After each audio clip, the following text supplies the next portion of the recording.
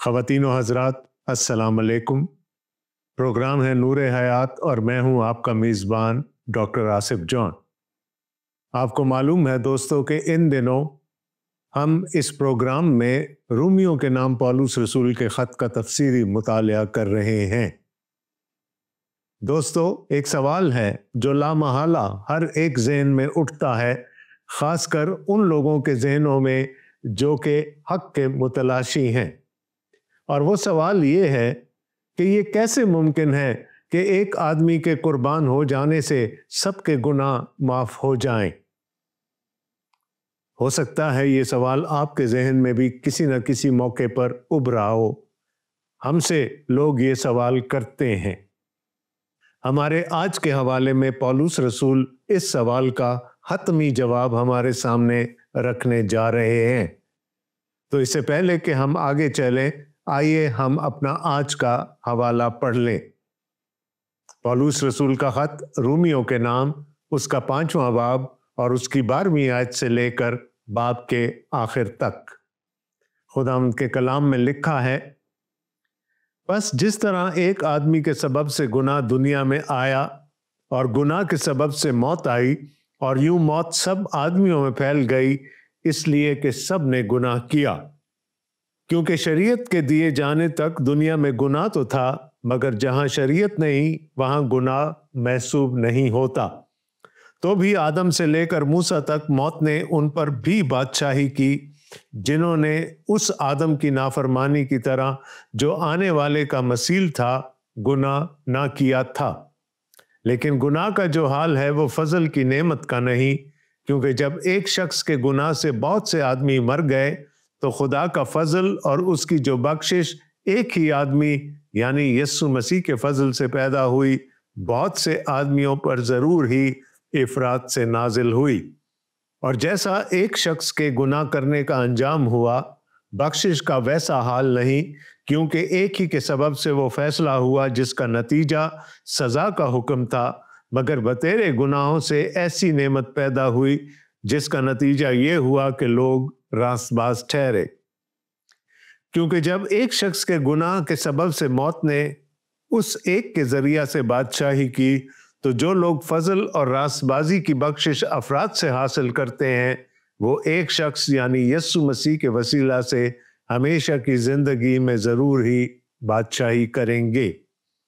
गर्ज जैसा एक गुनाह के सबब से वो फैसला हुआ जिसका नतीजा सब आदमियों की सजा का हुक्म था, वैसा ही रास्तबाजी के एक काम के वसीला से सब आदमियों को वो नेमत मिली जिससे रास्तबाज ठहर कर जिंदगी पाएं।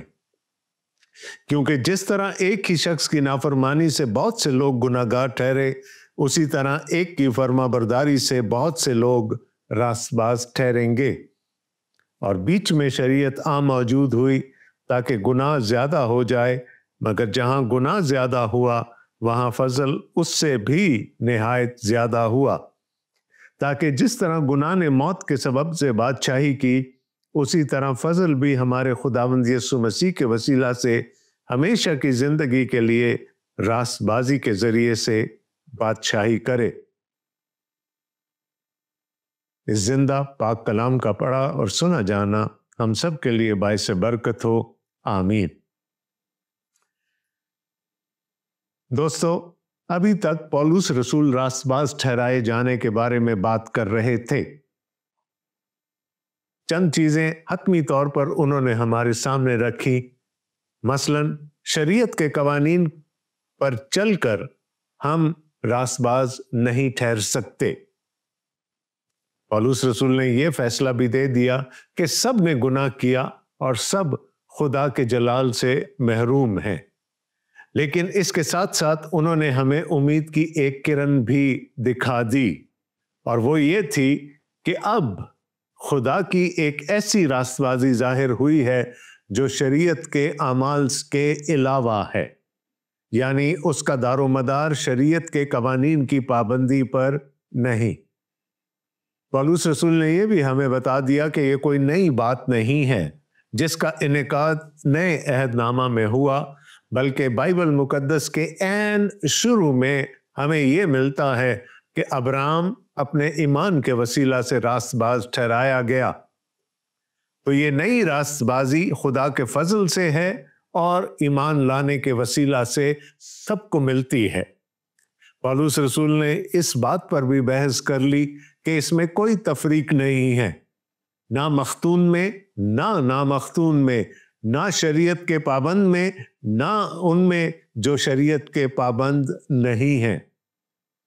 پچھلے 2 پروگراموں میں ہم نے یہ دیکھا تھا کہ جب ہم اپنے ایمان کے وسیلہ سے اور خدا کے فضل سے راست باز ٹھہرائے جاتے ہیں تو اس کا ثمر کیا ہے ہمارے لیے، اس کا پھل کیا ہے۔ اور ہم نے یہ دیکھا تھا کہ پہلے ہم دشمنی کی حالت میں تھے، گناہ کے وسیلہ سے جو ہمارے اندر رہتا تھا، ہم خدا کے دشمن تھے، خدا اور ہمارے درمیان ایک بڑی خلیج حائل تھی اور خدا سے ہماری صلح نہ ہو سکتی تھی۔ لیکن خداوند یسوع مسیح کے وسیلہ سے اور اس راست بازی کے وسیلہ سے جو خداوند یسوع مسیح کے ذریعے سے اب ہمیں دستیاب ہے، ہماری خدا کے ساتھ صلح ہو جاتی ہے۔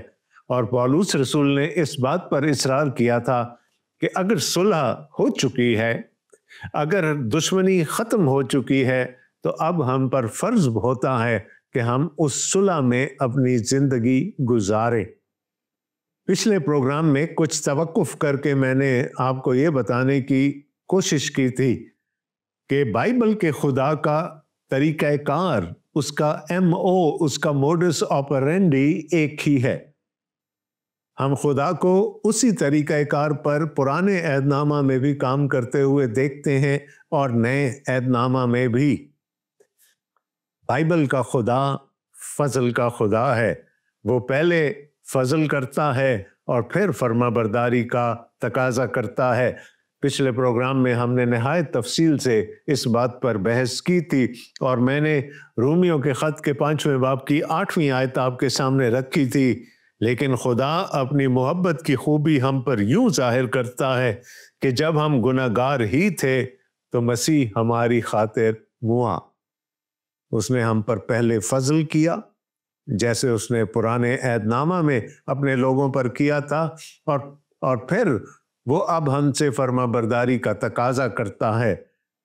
تو خدا کا طریقہ کار نہیں بدلا، کیونکہ وہ ایک خدا ہے، وہ بائبل کا خدا ہے۔ وہ پہلے فضل کرتا ہے اور پھر فرما برداری کا تقاضا کرتا ہے۔ تو آئیے اس بیک گراؤنڈ کے بعد ہم اس سوال کی طرف چلتے ہیں جو اس پروگرام کے شروع میں نے آپ کے سامنے رکھا تھا۔ یہ کیسے ہو سکتا ہے کہ ایک شخص کے وسیلہ سے، اس کی بڑی اور کامل قربانی کے وسیلہ سے، تمام بنی نوع انسان کے لیے نجات کا ایک دروازہ کھل جائے؟ ایک عام انسانی ذہن میں یہ بات سرایت نہیں کر سکتی کہ ہم خود کچھ کیے بغیر خدا تک رسائی حاصل کر سکتے ہیں، اور دشمنی کو چھوڑ کر خدا ہم سے صلح کر سکتا ہے۔ تمام مذاہب، تمام ادیان یہی سکھاتے ہیں کہ ہمیں کچھ کرنا پڑے گا تاکہ خدا کے ساتھ ہمارا رشتہ بحال ہو سکے۔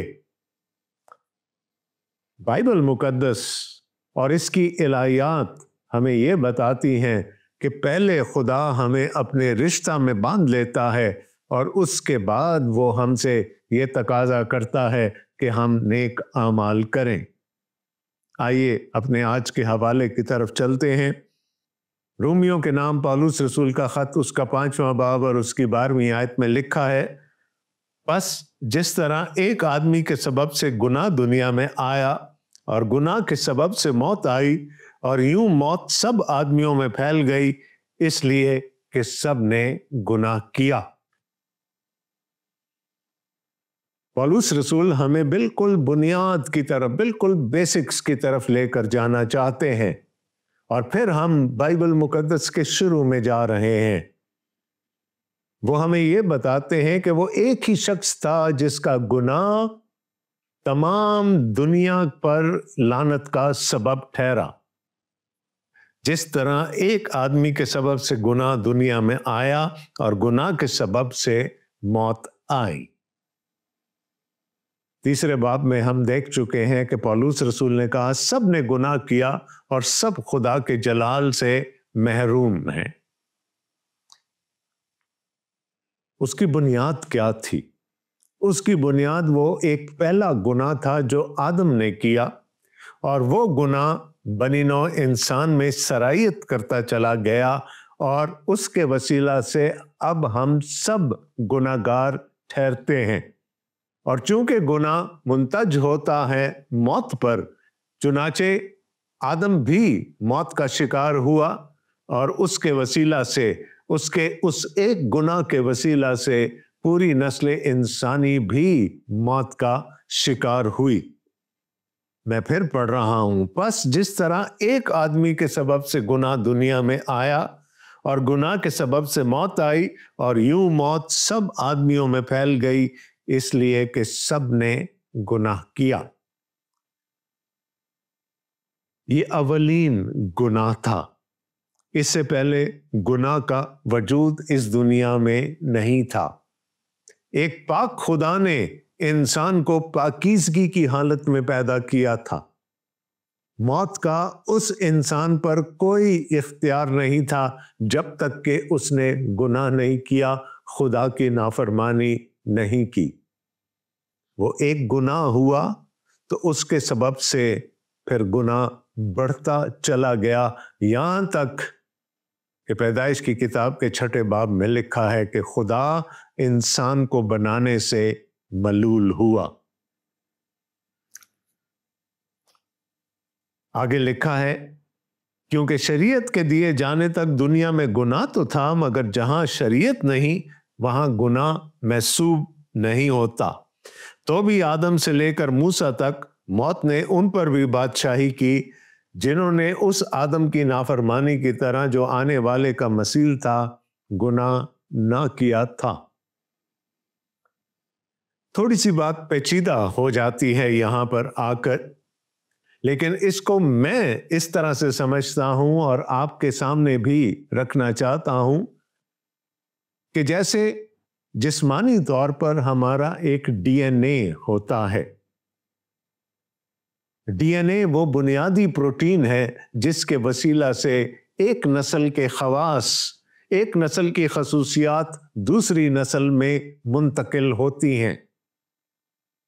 ये जिस्मानी भी हो सकती हैं, जैसे आंखों का रंग है, जिल्द है, बालों की लंबाई है, बहुत सारी चीज़ें ऐसी हैं जो कि हम अपने आबाओ अजदाद से इनहेरिट करते हैं।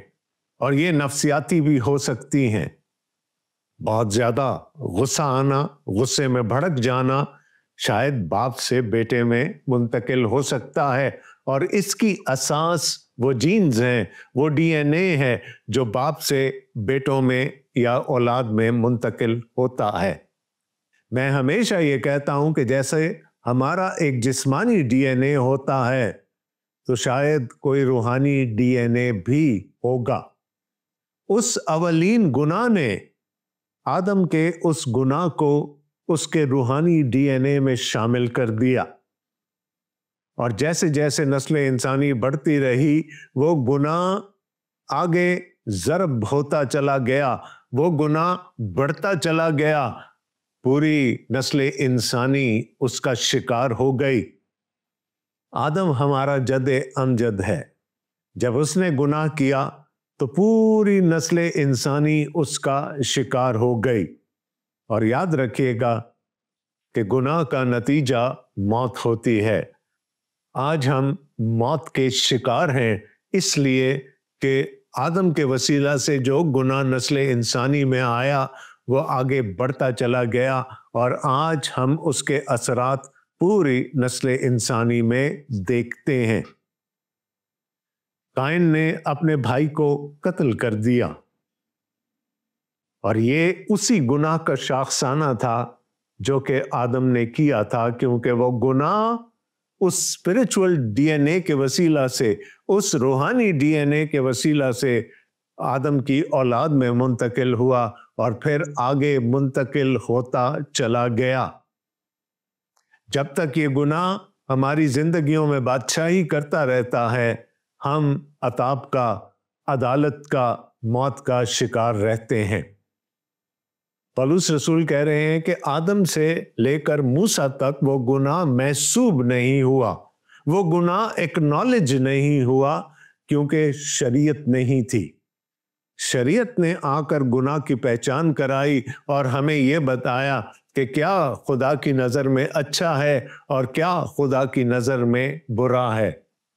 लिहाजा शरीयत के दिए जाने तक शायद नस्ल इंसानी को ये पता नहीं था कि गुनाह क्या है या वो बातें कौन सी हैं जो खुदा के नज़दीक नापसंदीदा हैं। लेकिन जब शरीयत आ गई तो फिर गुनाह की पहचान भी हो गई।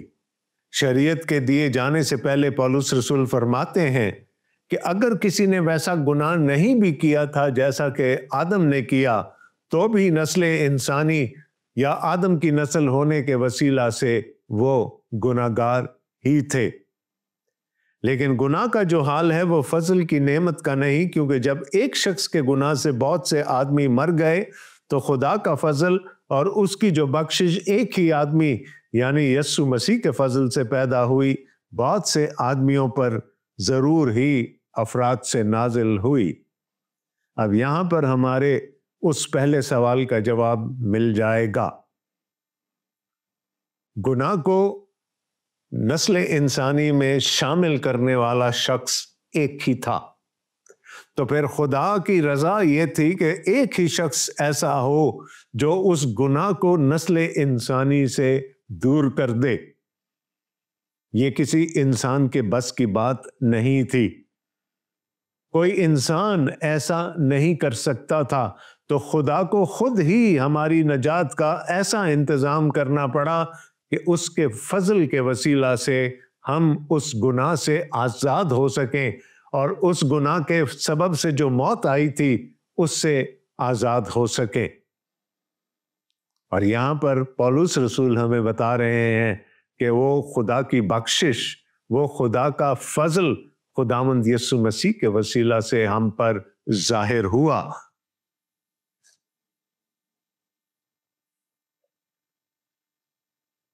तो जैसे एक शख्स के गुनाह करने से सबके सब पूरी नस्ल इंसानी, यहां तक कि बाइबल मुकद्दस का फैसला है कि कोई भी रास्तबाज नहीं, एक भी नहीं, सारी नस्ल इंसानी उस गुनाह का और मौत का शिकार हो गई। इसी तरह खुदा के फजल के वसीला से एक ही शख्स की रास्तबाजी, उसकी फर्माबरदारी बहुत सारे लोगों के लिए फजल का, नजात का, हमेशा की जिंदगी का बायस बनी। और यहां पर पौलुस रसूल इफरात का लफ्ज इस्तेमाल करते हैं। गुनाह भी जब बढ़ता चला गया तो उसकी कोई हद नहीं थी, लेकिन यहां पर हम देखते हैं कि जब खुदा ने अपना फजल किया तो वो फजल भी बेहद था। खुदा ने अपने निहायत बड़े फजल के वसीला से अपने ही बेटे को इस दुनिया में भेजकर हमारी नजात का इंतजाम किया। और जैसा एक शख्स के गुनाह करने का अंजाम हुआ, बख्शिश का वैसा हाल नहीं, क्योंकि एक ही के सबब से वो फैसला हुआ जिसका नतीजा सजा का हुक्म था, मगर बतेरे गुनाहों से ऐसी नेमत पैदा हुई जिसका नतीजा ये हुआ कि लोग रास्तबाज ठहरे। खुदा अलीम कुल है, वो ओमनिशिएंट है। उसको मालूम था कि जिस इंसान को मैं तख्लीक करने जा रहा हूं वो गुनाह में गिरेगा और उसके वसीला से उसकी पूरी नस्ल मौत के पंजे के नीचे आ जाएगी। लेकिन खुदा को यह भी मालूम था कि फिर वो अपना फजल जाहिर करके, अपनी बख्शिश जाहिर करके बनी नौ इंसान के लिए उस गुनाह और उसकी सजा में से निकलने का रास्ता फराहम करेगा। पौलुस रसूल कहते हैं कि बहुत सारे गुनाहों का नतीजा ये निकला कि फिर खुदा ने इफरात से, बहुतात से अपना फजल नाजिल किया। کیونکہ جب ایک شخص کے گناہ کے سبب سے موت نے اس ایک کے ذریعہ سے بادشاہی کی، تو جو لوگ فضل اور راست بازی کی بخشش افراد سے حاصل کرتے ہیں وہ ایک شخص یعنی یسوع مسیح کے وسیلہ سے ہمیشہ کی زندگی میں ضرور ہی بادشاہی کریں گے۔ تو ایک شخص بنی نوع انسان کے لیے لعنت کا باعث بنا، اور ایک ہی شخص بنی نوع انسان کے لیے خدا کے فضل کا باعث بنا، اور پولس رسول کے مطابق یہ فضل افراد سے نازل ہوتا ہے، اور اس فضل کی بخشش یہ ہے کہ ہم جو پہلے موت کا شکار تھے، ہم جو خدا کے غضب کے نیچے تھے، ہم جو خدا کی عدالت کے نیچے تھے، ہم ان ساری چیزوں سے بچ کر ہمیشہ کی زندگی میں داخل کر دیے جاتے ہیں۔ موت کا اختیار ہم پہ سے اٹھ جاتا ہے اور ہم افراد کی زندگی حاصل کرتے ہیں، ہمیشہ کی زندگی حاصل کرتے ہیں۔ اور صرف یہی نہیں، پولس رسول کہتے ہیں کہ وہ اس نئی زندگی میں، اس ہمیشہ کی زندگی میں بادشاہی کریں گے جو خدا کے بیٹے پر ایمان لے کر آتے ہیں۔ تو کہانی ایک ہی شخص کے گرد گھوم رہی ہے۔ بار بار پولس رسول یہ ذکر کرتے ہیں، ہر آیت کے شروع میں آپ کو ایک ہی فکرہ ملے گا، ایک شخص، ایک شخص، ایک شخص۔ ایک شخص کے وسیلہ سے گناہ آیا، اس گناہ کی وجہ سے موت آئی، سزا کا حکم آ گیا، اور ایک ہی شخص کے وسیلہ سے خدا نے اپنا فضل ظاہر کر دیا، اپنی راست بازی ظاہر کر دی، تاکہ ہم اس گناہ کے چنگل میں سے نکل جائیں، اس عدالت اور موت کے چنگل میں سے نکل کر ہمیشہ کی زندگی میں داخل ہو جائیں، جہاں پر ہم بادشاہی کریں گے۔ غرض جیسا ایک گناہ کے سبب سے وہ فیصلہ ہوا جس کا نتیجہ سب آدمیوں کی سزا کا حکم تھا، ویسا ہی راست بازی کے ایک کام کے وسیلہ سے سب آدمیوں کو وہ نعمت ملی جسے راست باز ٹھہر کر زندگی پائیں۔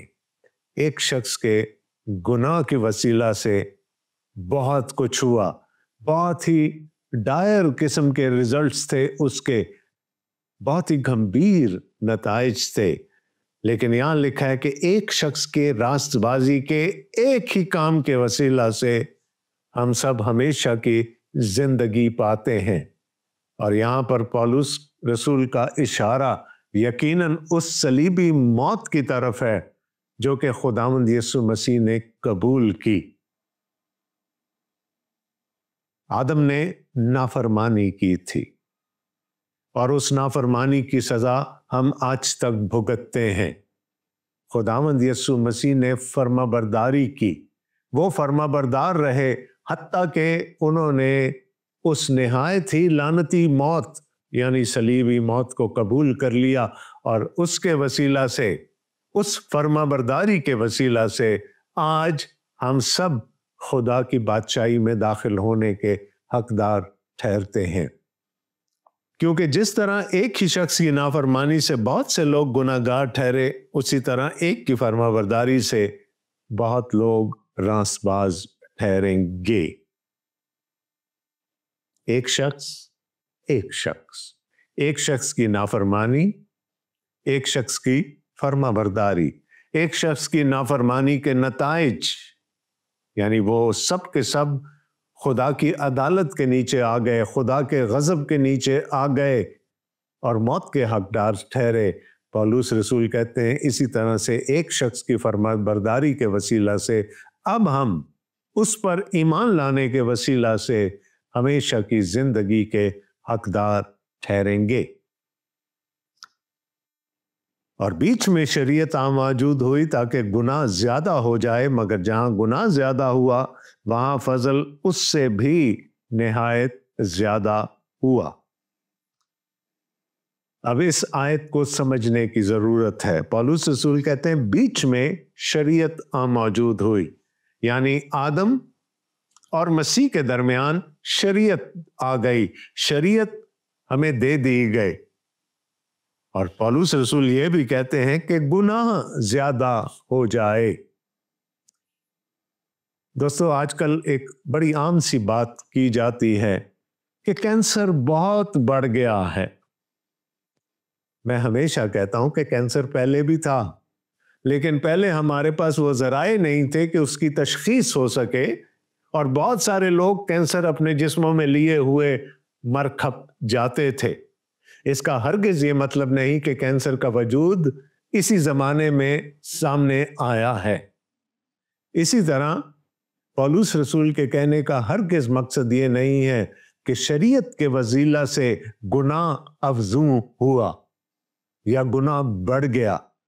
صرف گناہ کی ایکنالجمنٹ بڑھ گئی شریعت کے بعد، جب یہ پتہ چل گیا کہ خدا کی نظر میں پسندیدہ کیا ہے اور ناپسندیدہ کیا ہے، تو پھر ہمیں پتہ چلا کہ ہمارے تو سارے ہی کام ایسے ہیں جو کہ خدا کی نظر میں ناپسندیدہ ہیں۔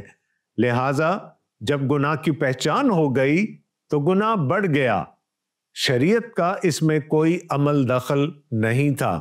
ہم یہ نہیں کہہ سکتے کہ شریعت آئی تو گناہ میں اضافہ ہو گیا، اور اتنا تھا کہ خدا انسان کو بنانے سے ملول ہوا تھا۔ گناہ شریعت کے دیے جانے کے بعد بھی ہے، صرف اتنا ہے کہ اب ہم گناہ کی پہچان رکھتے ہیں۔ ہمیں یہ پتا ہے کہ نیک کیا ہے اور بد کیا ہے۔ لیکن پولس رسول یہ بھی کہہ رہے ہیں کہ جہاں پر ہمیں معلوم ہو گیا کہ ہمارے گناہ بہت زیادہ ہیں، وہیں پر خدا کا فضل بھی حد سے زیادہ ہم پر افراد سے نازل ہوا، اور پھر ہمیں اس فضل تک بھی رسائی حاصل ہو گئی، تاکہ جس طرح گناہ نے موت کے سبب سے بادشاہی کی، اسی طرح فضل بھی ہمارے خداوند یسوع مسیح کے وسیلہ سے ہمیشہ کی زندگی کے لیے راست بازی کے ذریعہ سے بادشاہی کرے گا۔ ہم آج گناہ کے وجود سے انکار نہیں کر سکتے۔ گناہ موجود ہے۔ ہم گناہ کے زور سے بھی انکار نہیں کر سکتے۔